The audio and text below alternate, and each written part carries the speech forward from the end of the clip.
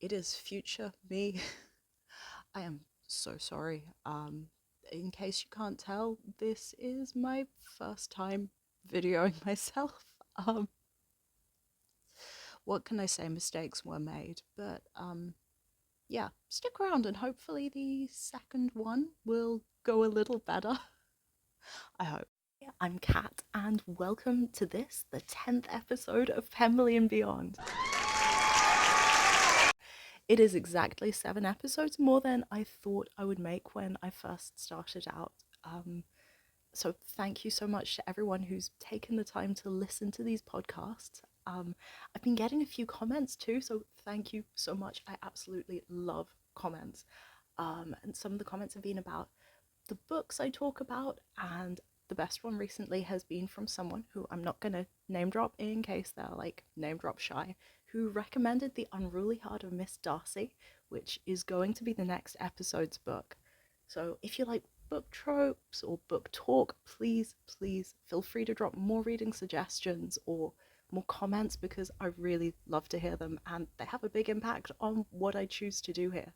So with that said, on to the next episode, or this episode, which is about one of my favourite anti-heroines in Jane Austen's novels. Full disclosure, I was sent an advance review copy by Harlequin through NetGalley for this novel.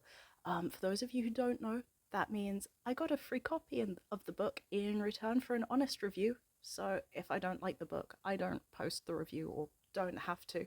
And spoiler, I liked it. So here we are today to talk about The Miseducation of Caroline Bingley, which is by one of my favourite authors of sapphic Jane Austen world extension novels, Lindz McLeod. For those of you who've seen it in the shops, I am not behind in reviewing it. Depending on where in the world you're based, The Miseducation of Caroline Bingley has either been published as of the 5th May, if you're in Europe or North America, or if, like me, you're in New Zealand, it is due to be released on the 18th of June of, well, this year. What can I say? In regards to time zones, I may be living in the future, but as regards book release dates, I am living in the past. Now, before I dive into my hot take on this novel, I'm going to give you a taster of what is to come. Introducing the blurb. Jane Austen meets My Fair Lady in this joyful, clever, opposites attract sapphic romance featuring Caroline Bingley and Darcy's younger sister, Georgiana. Being snubbed by Mr. Darcy, passed over for Elizabeth Bennet no less, is humiliating. Being told she's arrogant and unkind, and that if she doesn't mend her ways, she might never find love, that's simply preposterous, isn't it? Feeling the sting of Darcy's rejection, Caroline Bingley does what any self-respecting woman of means would do. She hatches a plan. Get Georgiana Darcy, the epitome of grace and sweetness, to teach Caroline how to be perfect, like her. But Caroline's transformation from status-hungry socialite to proper marriage material won't be easy. She must be charming, and even worse, she must be kind.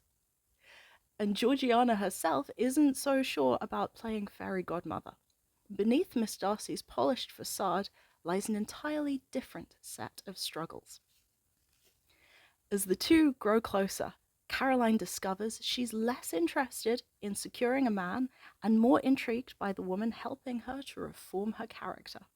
Before long, their lessons in finding love and acceptance blossom into something completely unexpected. Potentially controversial take, but the title did originally make me hesitate a bit. Like, let me run through the exact thought process I had. Ooh, new novel in the Austentatious series. Hey, nice cover. Ooh, it's about Caroline Bingley. Oh, wait a second. The Miseducation of Caroline Bingley?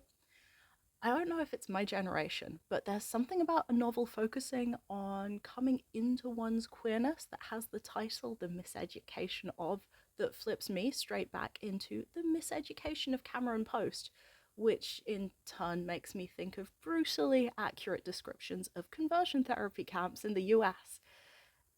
I don't know whether other readers are going to have the same uh-oh moment when they see the title, as the Miseducation of Caroline Post was very much a thing when it was published in 2012, like when I was young. So I don't know if it's something that's just going to be for like people my age group who are like coming into acceptance or otherwise of their sexuality in like the early 2010s.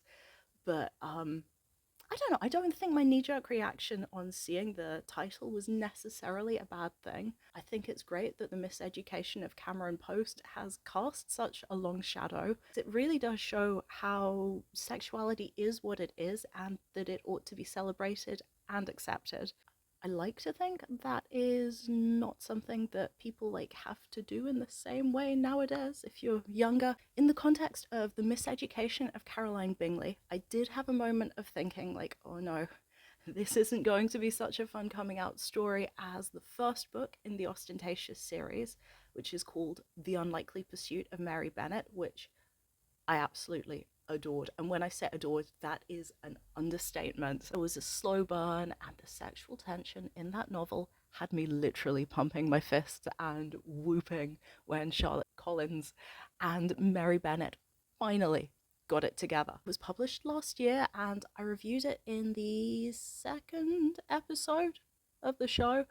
The second episode. If you're on the fence, may I humbly suggest checking out my review of it. The link to that episode is going to be in the description box below, just in case you're interested. So for that first story, it picks up 4 years after Pride and Prejudice finishes, but also works well as a standalone novel. You don't need to have read either story really to enjoy the other, as they're both standalones, which I think is kind of important for Jane Austen fanfiction. Anyway, I am getting distracted, and by myself no less. So without any further ado or waffling, on to today's novel, The Miseducation of Caroline Bingley. So it starts just after Elizabeth and Mr. Darcy get married, but neither character appears very much in the novel, which is a nice break for Caroline, because she's working through her feelings about said marriage. The first trope that I'd like to talk about from this novel is one that's mentioned right on the start of the back cover blurb, where the story is described as Jane Austen meets My Fair Lady. Now, traditionally, I am not a major fan of the total makeover trope when it's done like a la Pygmalion. I do find it hard to take seriously in other media too. For example, Sandy's #complete rebrand in Greece in order to get Danny to confess that he likes her. Seriously, girl, you gotta change everything about yourself for a guy. Maybe he's not that great a catch. But I was pleasantly surprised by McLeod's twist on this trope. For starters, Caroline is the one leading the charge to change herself, and Miss Darcy is incredibly reluctant to take up Caroline's request to alter her character to become kinder and quite literally more like Elizabeth Bennet. And sure, Caroline does feel pressed to do it because of Mr. Darcy saying that she could never be as lovely as Elizabeth and is going to end up alone, which really plays on Caroline's fears for the future. But as the story unfolds and Caroline regroups and gets on with it, I don't know. I feel that Lindz McLeod really respected Caroline's intelligence and also the readers, because Caroline starts off, as you'd expect, like very bitter, very hurt, and very goal-oriented. She views how to be kind, like learning how to be kinder in public, as quite literally her great endeavor that's going to lead to her attracting a suitor that's even more worthy of her than Mr. Darcy. But when she's really given a chance to like sit with herself and is forced to think about how her words and what she sees as her witticisms and suggestions for others' improvements are received, she starts coming to terms with how that makes other people feel. And seeing that growth come from within and having like the light bulb moments where it all clicks for her, I thought was quite wonderful. I think it kind of elevated that trope more than I thought that it would.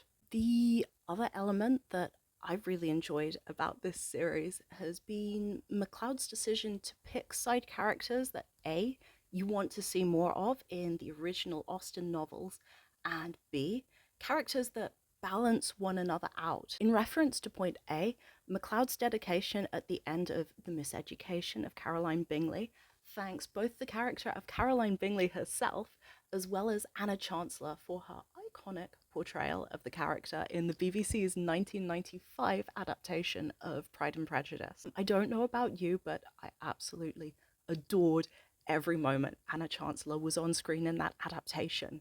In a stellar cast, what a decision they made in casting her. Like, who, even 30 years after the fact, has not continued to feel her delivery of, and may one dare ask, whose are the eyes that inspired these reflections? Miss Elizabeth Bennet. Like, oh yeah, like, I know that that is thanks to the power of the original lines in Pride and Prejudice, but of all the deliveries and all the adaptations, I don't know, Anna Chancellor's sticks. That really contrasts with the character of Georgiana, who is so sweet and sheltered. And as a reader, you do really want her to go on and have a good life and not be preyed on by fortune hunters. And you are so happy that she has her big brother in the corner, like making sure that the bad guys aren't there taking advantage of her. And this kind of leads on to my point B in terms of characters being so different from one another, because Caroline Bingley is the anti-Georgiana Darcy.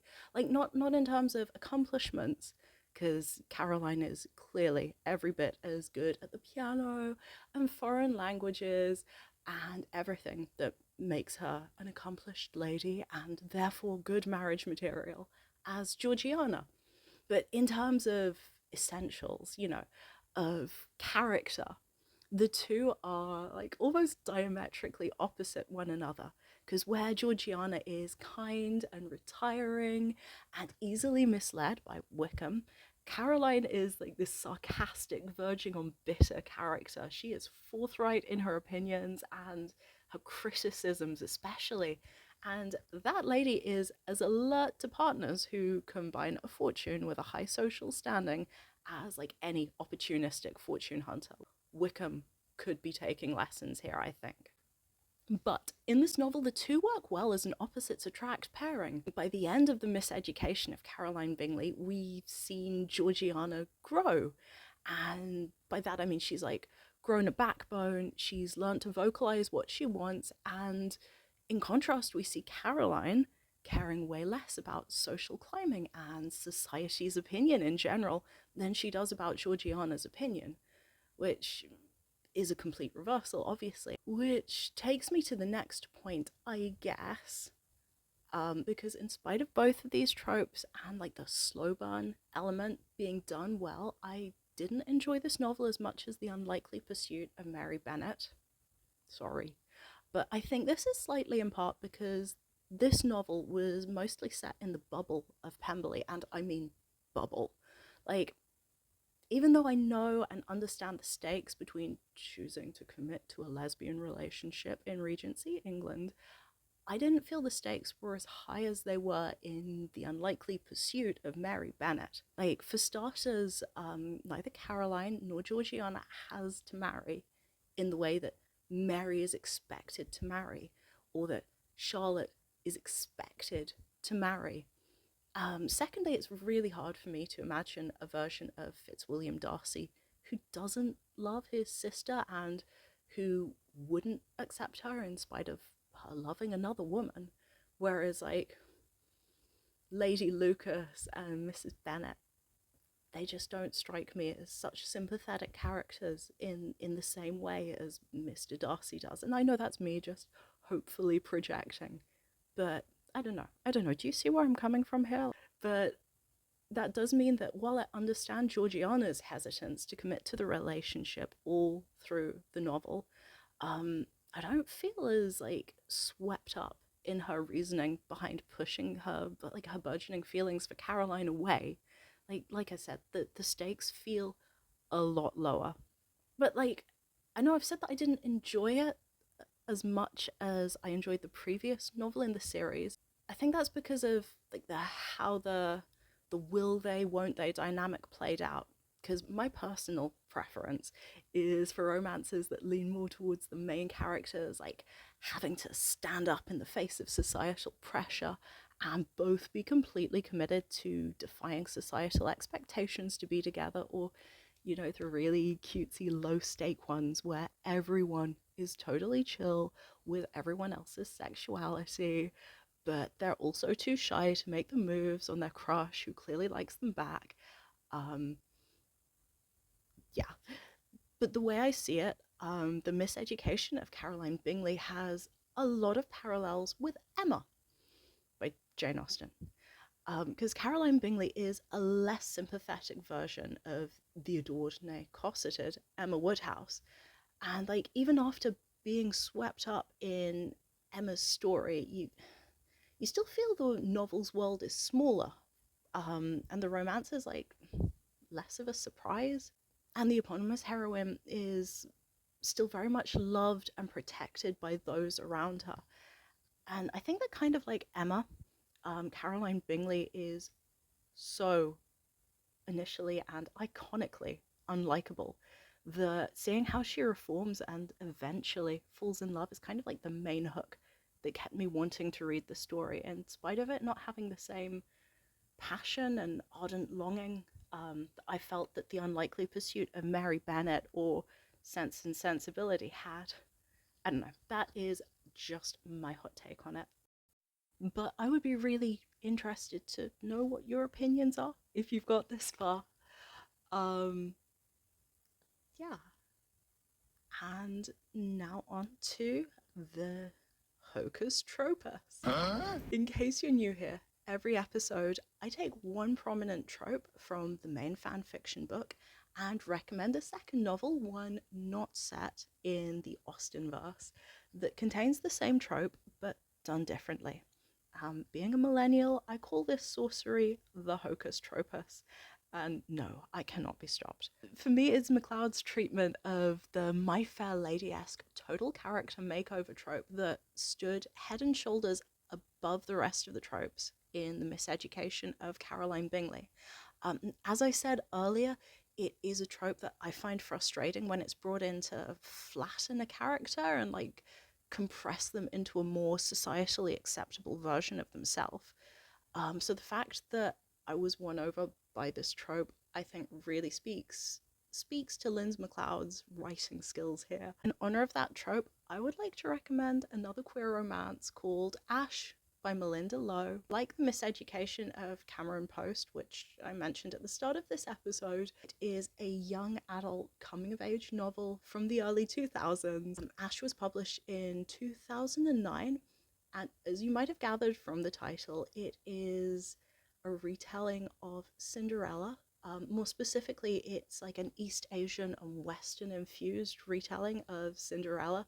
No spoilers, but I thought it was kind of a bit ahead of the game, like in terms of cultural fusion at the time. But yeah, back to the trope. I thought that Lowe plays really well with like the lobster boiling in a pot, like all-consuming claustrophobia that the total character makeover trope can like unleash, both on its subject and like for me as the reader when I'm seeing it, because as I said, I don't like when they use that trope to compress characters. I thought the way that she explored that trope really stood out. It was her debut novel and it made quite a lot of waves at the time. Like it won a Lammy or Lambda Literary Award, which is quite big in the queer community. Also, if you're interested, give it a go. Thank you so much for taking the time to listen to me, and consider giving a like or following this channel. Until next time, when I review the unruly heart of Miss Darcy, may your tea stay hot, your tropes well executed, and your Mr. Darcy tolerable, I suppose.